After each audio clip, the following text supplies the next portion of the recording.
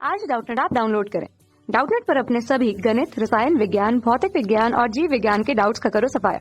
बस प्रश्न की फोटो खींचो, एक ही प्रश्न को क्रॉप करो और तुरंत वीडियो सोल्यूशन पाओ। अभी डाउनलोड करें। हेलो दोस्तों, आपका प्रश्न है निम्नलिखित के लिए किस पद का प्रयोग करेंगे। पहले भाग में दे रखा है प्राकृतिक रूप से प्राप्त यौगिक जिनसे धातु का निष्कर्षण कम खर्चे में किया जाता है। दूसरे भाग में दे रखा है सल्फाइड अयस्कों को सामान्यतः वायु की धारा में गर्म करते हैं। तीसरे भाग में दे रखा है किसी उचित अपचायक की उपस्थिति में अयस्क को गर्म करके धातु का निष्कर्षण। चौथे भाग में दे रखा है धातु आयन का इलेक्ट्रोड पर निरावेशित होना। तो चलिए दोस्तों, इस प्रश्न को हल करते हैं।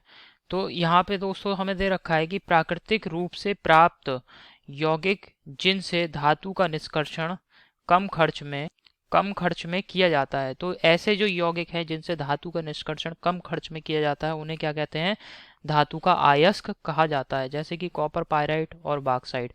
कॉपर पायराइट जो है ये कॉपर का मुख्य अयस्क है, क्योंकि कॉपर पायराइट से कॉपर धातु का निष्कर्षण बहुत ही कम खर्च में आसानी से हो जाता है। बॉक्साइट ये दोस्तों ये एल्यूमिनियम का मुख्य अयस्क है। ठीक है, तो प्राकृतिक रूप से प्राप्त ऐसे यौगिक जिनसे धातु का निष्कर्षण कम खर्च में किया जाता है उन्हें क्या कहेंगे आप? अयस्क। ठीक है, दूसरा यहाँ पे दे रखा था, दूसरे भाग को हल करते हैं।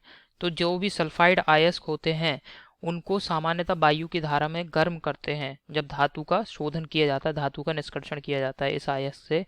तो ये जो प्रक्रम है इसको हम क्या कहेंगे? इस प्रक्रम को हम भर्जन कह देंगे। अब यहाँ पे कुछ सल्फाइड अयस्क हैं, जैसे जिंक का जो सल्फाइड अयस्क है ZnS, जिंक ब्लेंड इसे क्या कहा जाता है। कॉपर का सल्फाइड अयस्क होता है कॉपर पायराइट।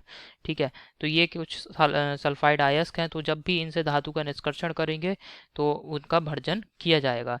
इसके बाद दोस्तों हमें दे रखा था कि किसी उचित अपचायक की उपस्थिति में अयस्क को गर्म करके धातु का निष्कर्षण। तो ये जो प्रक्रम है यह प्रक्रम क्या कहलाएगा? प्रगलन कहलाता है। इसमें क्या करते हैं, कोई भी हमारा अयस्क है उसमें उचित गालक मतलब ऐसा पदार्थ जो कि गालक अथवा अपचायक, ठीक है, अपचायक पदार्थ में गालक और अपचायक पदार्थ मिला देते हैं, जिससे क्या होता है अशुद्धियां पृथक हो जाती हैं और हमारी शुद्ध धातु प्राप्त हो जाती है। ये प्रक्रम प्रगलन कहलाता है।